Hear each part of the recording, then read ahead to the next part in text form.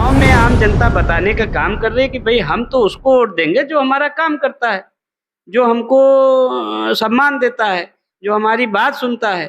तो खुद जनता प्रचार कर रही है कि हम अपना वोट कौशल किशोर जी को देंगे। सारे पंचतीर्थों का निर्माण अगर किसी ने कराया तो मोदी जी ने कराया। ये लोग तो सिर्फ भ्रामक प्रचार करते हैं।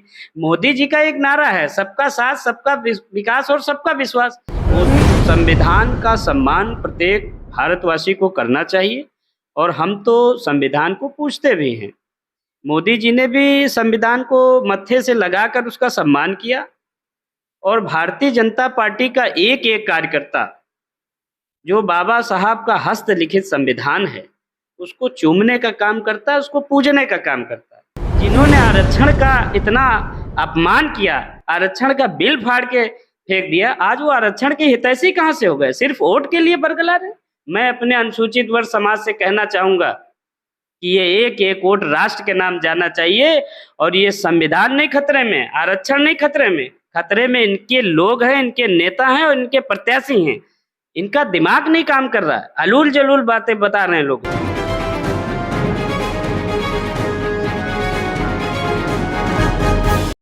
नमस्कार साथियों, आप सभी का स्वागत है न्यू 30 डेज में। हम आपके साथ अर्जुन तिवारी। आज हम एक ऐसी शख्सियत से आपको रूबरू करा रहे हैं जो अपनी सादगी के लिए पहचाने जाते हैं और जाने जाते हैं। भाजपा कार्यकर्ता के रूप में जमीनी स्तर के जो नेता वीरेंद्र कुमार रावत जी हमारे साथ में हैं। लखनऊ जिले के महामंत्री पूर्व में रहे हैं, इस समय अवध क्षेत्र के क्षेत्रीय उपाध्यक्ष वीरेंद्र जी हमारे साथ में हैं। वीरेंद्र जी, आपका न्यू 30 में हार्दिक स्वागत है।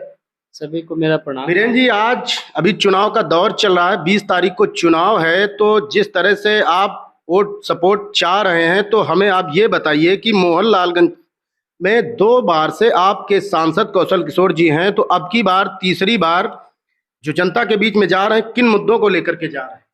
मुद्दा देखिए, मुद्दे चाहे वो राष्ट्र स्तर के हों और चाहे अपने मोहनलालगंज लोकसभा क्षेत्र के हों, जमीनी स्तर के मुद्दे सभी भारतीय जनता पार्टी के पक्ष में इसलिए हैं क्योंकि आम जनता ने अपना पूर्ण बहुमत और पूर्ण आशीर्वाद मोदी जी को दे दिया है और उसी के तहत जो हमारे मोहनलालगंज लोकसभा क्षेत्र के जो लोकप्रिय प्रत्याशी हैं, जो जन-जन के नेता हैं, जिनको मैं ये कहना चाहता हूँ कि आज उत्तर प्रदेश में ये कोई मैं बड़ी बात नहीं कर रहा, लेकिन सच्चाई है तो कहना पड़ेगा। अगर आप जाके देखिए तो मुझे लगता है पर डे उनके दरवाजे कम से कम 2-4 हज़ार आदमी आते हैं और संतुष्ट होकर जाते हैं। उनका माननीय मंत्री जी काम भी करते हैं। तो ये जो लोकप्रियता है उनकी, ये चुनाव में आम जनता बताने का काम कर रही है कि भई हम तो उसको वोट देंगे जो हमारा काम करता है, जो हमको सम्मान देता है, जो हमारी बात सुनता है। तो खुद जनता प्रचार कर रही है कि हम अपना वोट कौशल किशोर जी को देंगे। तो जैसा वीरेंद्र जी, अभी एक माहौल चल रहा है, विपक्ष ने जैसा कि आरक्षण के हितैषी लोग बने घूम रहे हैं, बाबा साहब का नाम लेकर चाहे सपा हो, चाहे बसपा हो, सबने वोट भुनाने का काम किया। इलेक्शन में खाली बाबा जी नज़र आते हैं। बाबा साहब के पंच तीर्थों का अगर निर्माण किसी ने कराया, चाहे लंदन में उनकी लाइब्रेरी हो, वहाँ मोदी जी ने खरीद कर उसको बनाने का काम किया, चाहे महू महाराष्ट्र में उनका जन्म स्थान हो, चाहे जहाँ पे बाबा साहब ने दीक्षा ली, सारे पंच तीर्थों का निर्माण अगर किसी ने कराया तो मोदी जी ने कराया। ये लोग तो सिर्फ भ्रामक प्रचार करते हैं। मोदी जी का एक नारा है, सबका साथ, सबका विकास और सबका विश्वास। वो तो ऐसी विचारधारा पे काम, अगर सिलेंडर अब्दुल रहीम को मिला तो सिलेंडर वीरेंद्र रावत को भी मिला, सिलेंडर मनीष तिवारी जी को मिला तो सिलेंडर अपने सुभाष गौतम को भी मिला। कोई एक योजना आप देख लीजिए केंद्र राज्य सरकार की जिसमें कहीं भी भेदभाव नहीं। जो ऐसी सरकार, सबको साथ लेकर चलने वाली सरकार, उसी को तो जनता चुनेगी। और घर घर गांव-गांव से महिलाएं निकल चुकी हैं।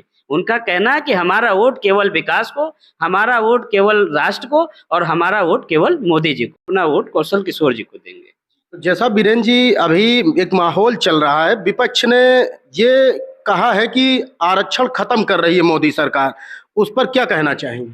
धन्यवाद आदरणीय पत्रकार महोदय, आपने बहुत अच्छा सवाल किया। इस पे मैं बोलना भी चाह रहा था।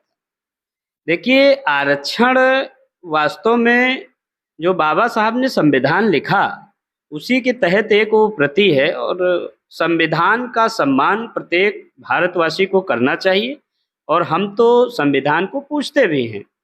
मोदी जी ने भी संविधान को मत्थे से लगाकर उसका सम्मान किया और भारतीय जनता पार्टी का एक एक कार्यकर्ता जो बाबा साहब का हस्तलिखित संविधान है उसको चूमने का काम करता है, उसको पूजने का काम करता है।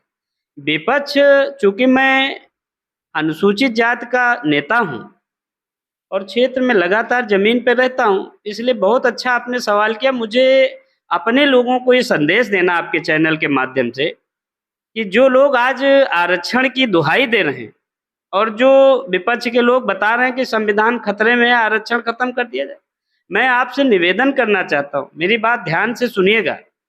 मेरा बताया हुआ एक एक शब्द सत्य होगा और अकाट्य होगा, क्योंकि मैं कभी कोई मिथ्या और भ्रामक जानकारी नहीं देता। क्योंकि भारतीय जनता पार्टी का अपना एक विचारधारा है कि जो बात करनी है वो सत्य करनी है और अटल करनी है। इसलिए मैं आपको बताना चाहता हूँ कि जो लोग आज विपक्ष के, चाहे वो समाजवादी पार्टी के लोग हों, चाहे बहुजन समाज पार्टी के लोग हों, चाहे कांग्रेस के लोग, वो हमारे अनुसूचित वर्ग में भ्रामक प्रचार पूरी तरीके से फैला रहे हैं कि यदि मोदी जी पूर्ण रूप से आ गए तो संविधान खत्म कर दिया जाएगा, आरक्षण खत्म कर दिया जाएगा, संविधान खत्म। ये पूर्ण रूप से मिथ्या और भ्रामक जानकारी।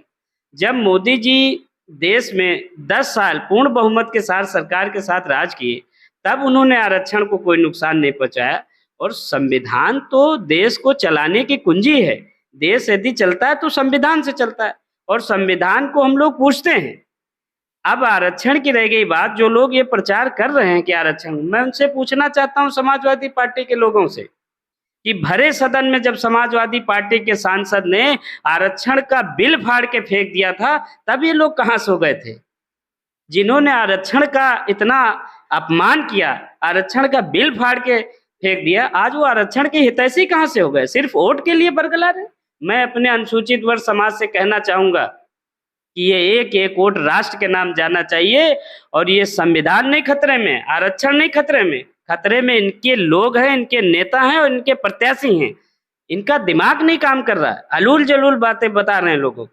ये मिथ्या जानकारी, भ्रामक जानकारी मैं विपक्ष से कहना चाहूंगा फैलाना बंद करें। क्योंकि अब अनुसूचित वर्ग में हर व्यक्ति पढ़ा लिखा है, हर व्यक्ति जानकार है। और मैं समझता हूं ये 24वीं सदी है, यहाँ हर घर में एक नेता है। आप कोई मिथ्या जानकारी देकर वोट अनुसूचित वर्ग का नहीं पा पाएगा, क्योंकि अनुसूचित वर्ग ने हुंकार भर दिया है मोदी जी के पक्ष में कि हमारा एक एक वोट राष्ट्र निर्माण को जाएगा। जिसने हमारी कल्पनाओं को पूरा किया, साकार किया, जिसने हमारी दैनिक चीजों को पूर्ण करने का काम किया, चाहे वो राशन हो, भूख से जो लोग गरीबी से तंग आकर जान दे देते थे, आप देखिए कितनी अच्छी योजना, पेट भरने का काम, इलाज नहीं होता था, लोगों के पास पैसा, लोग अपनी जमीनें गिरवी रख देते थे, बेच देते थे, मोदी जी ने कितना आसान कर दिया। सबको आयुष्मान भारत कार्ड देने काम किया। और जिसके पास बाई दबे सूची में नाम नहीं, उसका नाम नहीं है, उसके लिए उन्होंने मुख्यमंत्री राहत को उसका पिटारा माननीय योगी आदित्यनाथ जी ने खोल दिया। मोदी जी ने हर व्यक्ति को मुफ्त इलाज मिल रहा है, शिक्षा, स्वास्थ्य, आप देखिए विद्यालयों का कायाकल्प कर दिया। जहां बच्चे जमीन में बैठकर पढ़ा करते थे, बिजली नहीं होती थी, आज 24 घंटे भारतीय जनता पार्टी की सरकार ने बिजली दी। हमारे मोहनलालगंज के लोकप्रिय विधायक माननीय अमरीश रावत जी, मैं दावा करता हूं कि उत्तर प्रदेश में अब तक किसी विधानसभा में एक साथ 176 रोडें पास कराई माननीय विधायक जी ने मुख्यमंत्री जी से निवेदन करके। एक बड़ा काम है क्षेत्र के अंदर। नेताजी, जैसा अभी चुनाव 2 बार से सांसद जी लगातार सांसद आपके थे, तो कुछ जो मूलभूत जो अभी दिक्कतें हैं, उन दिक्कतों को दूर करने के लिए क्या प्रयास करें रहेगा? बहुत बड़ा माननीय मंत्री जी ने बीड़ा उठाया है मोहनलालगंज को सुदृढ़ करने के लिए। और भाई ये तो किसी से छिपा नहीं है कि आज़ादी से अब तक हमारा विधायक मोहनलालगंज में नहीं रहा।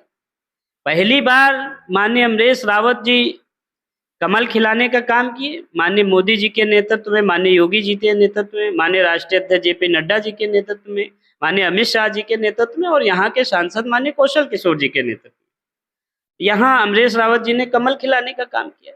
तो आप सोचो, जब आज़ादी से अब तक हमारी विधानसभा में विधायक नहीं रहा तो मूलभूत सुविधाओं से तो लोग वंचित रहे ही। लेकिन इस बार जब अमरीश रावत जी बन के आए हैं तो मैंने अभी पूर्ण में कहा कि 176 रोडें, यूपी के ऐसे पहले विधायक हैं जिन्होंने एक साथ पास कराने का काम किया। और हमारी विधानसभा में सबसे बड़ा मुद्दा था गंगागंज नगराम रोड, जिसको लेकर कई लोग राजनीति करते थे, कई बड़े नेताओं ने उस पे धान रोपने का भी काम किया, माननीय लोगों ने। लेकिन मुझे तो हंसी आई, उस पे भी लोगों कमेंट किया कि भाई धान लगाते हुए पीछे को बढ़ा जाता, आगे को नहीं बढ़ा जाता। ऐसा आपने देखा होगा। तो जैसा कि नेताजी अब की बार जो विपक्ष के आर के चौधरी जी आए हैं, तो वो पीडीए को लेकर के समाज में जा रहे हैं और ये दावा कर रहे हैं कि अब की बार पीडीए गठबंधन हावी रहेगा, तो क्या कहेंगे? देखिए, जहाँ तक गठबंधन की बात मैं कह दूं तो जनता ने इसको ठग बंधन करार दे दिया है। और आपने पहले भी देखा, एक नारा अखिलेश जी ने दिया था कि यूपी को ये साथ पसंद है, उसमें भी राहुल जी और अखिलेश जी साइकिल चला रहे थे पंजा एक साथ, लेकिन कहीं यूपी को वो साथ पसंद है? नहीं पसंद है।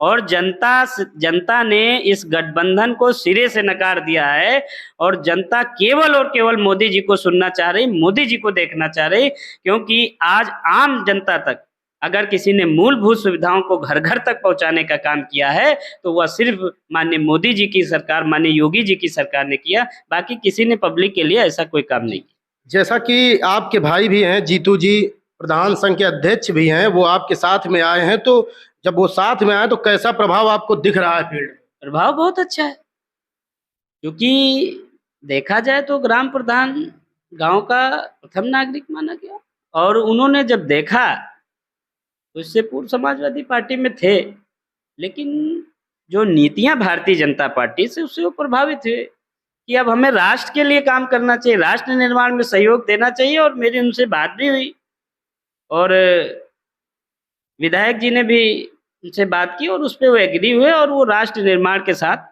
काम कर रहे हैं। और उनके साथ सभी गोसाईगंज ब्लॉक के सम्मानित ग्राम प्रधानगण एड़ी से चोटी से जोड़ लगा रहे हैं कि मोदी जी की सरकार बनाना, ऐसी सरकार बनाना है कि गरीबों का राशन न बंद हो, गरीबों की पेंशन न बंद हो, गरीबों को जो किसान निधि सम्मान मिलता है वो न बंद हो, 24 घंटे लाइट आनी चाहिए, जन जन का फ्री इलाज होना चाहिए। इसलिए ग्राम प्रधान भी कटिबद्ध हैं और सरकार के साथ एड़ी से चोटी जोड़ लगाकर काम कर रहे हैं। हमारे साथ में वीरेंद्र कुमार रावत जी थे, भारतीय जनता पार्टी में अपनी एक विशेष जगह रखते हैं, जमीनी कार्यकर्ता हैं। आपका हमारे चैनल से जुड़ने के लिए वीरेंद्र जी बहुत बहुत धन्यवाद।